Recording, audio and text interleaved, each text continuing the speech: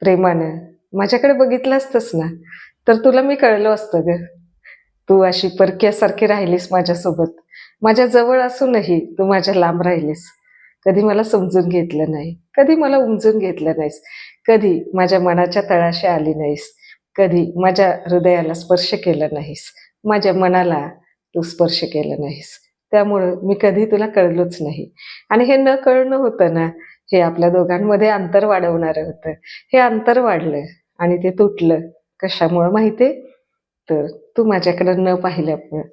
मी तुझ्याकडे पाहत होतो. डोळे भरून पाहत होतो. निरागसपणे पाहत होतो. पारदर्शकपणे पाहत होतो. तुझ्यातल्या भावना समजून घेत होतो. तुला समजून घेत होतो.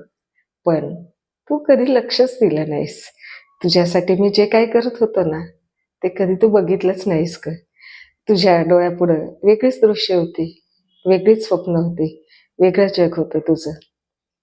या आपल्या जगामध्ये समरस झाली असती ना, तर तुला मी कळलं असतं.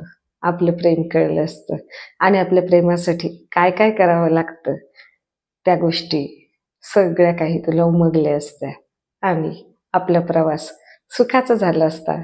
एकत्रितपणे झालं असतं. सुख-दुःखांशी आपण समरस झालं असतं.